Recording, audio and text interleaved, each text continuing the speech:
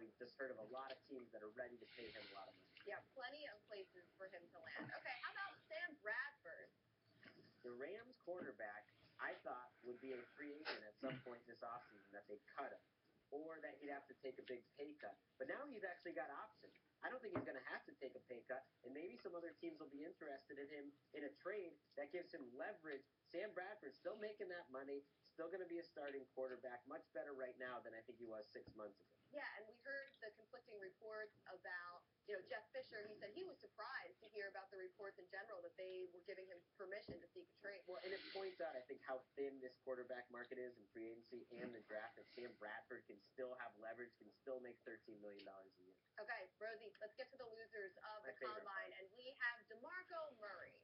Well, DeMarco Murray and his fantasy owners can't be happy right now. Not at all. Because, let's face it, he's probably not going to be a Dallas Cowboy next year. I don't think so. And that's not going to be a good thing. They got the best offensive line. They got Tony Romo. It's likely going downhill. And if he does return to Dallas, Jerry Jones said we're probably not going to give him the ball as well. Do you think that maybe they increased his workload knowing that he's not going to be in Dallas? I feel like that's too devious for Jason Garrett to do. He's kind of like a straight shooter, just nice guy or whatever. I don't think they were doing that on purpose, but it certainly doesn't hurt. They used up Murray as much as they could, and now someone else can get what's Jason Garrett, he said it. You can't just plug anybody into that system. It sounds like he wants him back. He does, Jerry Jones has other plans. Right. I don't think they have the money to do that. Okay, how about Cordero Patterson? Cordero Patterson was a guy a couple of years ago, if we had been covering the Combine from a college perspective, he's one of those guys that jumped off the screen, that made a lot of money, that he's the height, weight, speed guy. Now it's 2 years later, we're at the Combine, and Norv Turner, his offensive coordinator, says that Charles Johnson is by far the best wide receiver on that team. That is not good news for Patterson. Charles Johnson was a guy who tore his ACL, was cut a few times, cut by the Browns. I mean, not a big-name guy, and Cordero Patterson's trying to rebuild his career. He looks a long way from really living up to that draft stock. Okay, and finally, the biggest loser. I don't know if we're ranking these, but we're going to say this is the biggest loser of the Combine. Jay Cutler. Okay, if it's Jay Cutler, I feel fine. I don't feel as bad calling him the biggest loser because, he's got a nice wife, right? I mean, nice money. Good contract. He's had a good career, but he doesn't have a team that really likes him.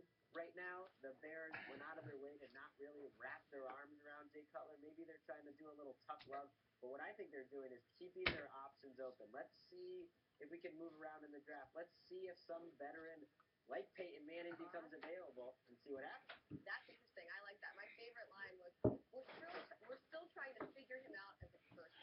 Right. What is he? He's 32 years old. He's not going to change who he is as a person. He's not going to change who he is as a player. He's gotten a lot of coaches fired, and maybe that's what John Fox is a little worried about. All right, well, there's so much more we didn't even get to.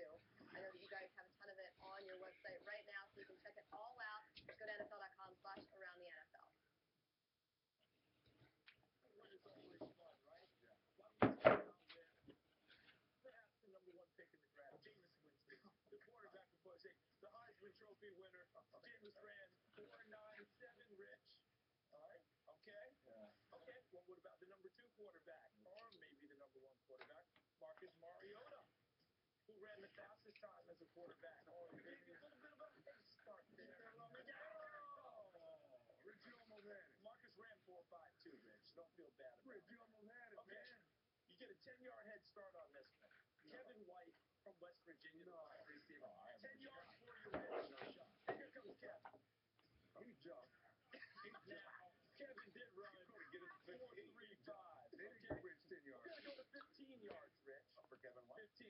15 yards? From the University of Miami, the wide receiver. You get 15. Run, Rich. No, they didn't give him 15. That's not right. And Dorsett, 4.33. So that's a bit of a problem for you there. Okay. Well, how about the UAB Blazer? J.J. Nelson. One of the Combine. Who weighs about 105 pounds. And Rich, they said they gave you 15 yards on this. And J.J. Nelson ran 4.28. Okay, let's go to the big boys. You know you like to run with the big boys, right? Let's go to Leonard Williams from USC. And let's see how we did with Leonard Williams. Oh, man. Leonard Williams, 302 pounds, ran 4. Hey, Rich has kids, man. Okay. You want them big? You want them big? Danny Shelton. Okay, you want Danny Shelton? You're getting Danny Shelton. Here comes big Danny Shelton. Susie, turn the kid's head. Please get this shot.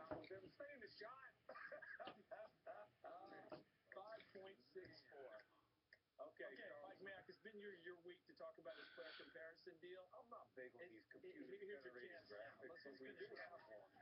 Now, at 6 feet, Rich, you do compare it to Drew Brees. Okay. That's fair enough, right? When you factor in your weight, Rich, now it's punter Michael Caine. Punters are people. When we added your 10-yard split of 2.10, it's right. William the Refrigerator Perry. And finally, when we punched in the 610, you ran into 40, it's clearly the old man with the Walker. Wow.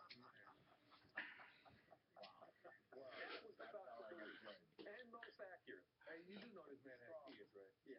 Can you guys just, come on, don't I mean, don't forget, 2 years ago you were under 6 foot, 6 seconds, so you can do it again. I just lost He said you're under You 6 can bring I it just back. lost the 10 You can bring it back. You did. He said you're under 6 feet. No, most importantly, Rich, just let everybody know about the charity. Yes, That's please. unbelievable. St. Jude awesome Children's what you're Hospital. doing there. We're trying to raise as much money as possible to make sure that sick kids get better and that families never see a bill. So go to Run Rich Run, NFL.com/Run Rich Run. Click on the St. Jude building. They want you to mail the check. They say don't jog in there. You're a good man, Rich. Never get there. Snail mail. All right, guys. I'll get faster next. You know, the Greek philosopher Aristotle said, you are what you repeatedly do. But in our book, we say you are what you repeatedly do when things get hard. When you look at the naysayers and the haters, and there's a million of them, but you take it upon yourself to erase all doubt. Get that doubt out of here.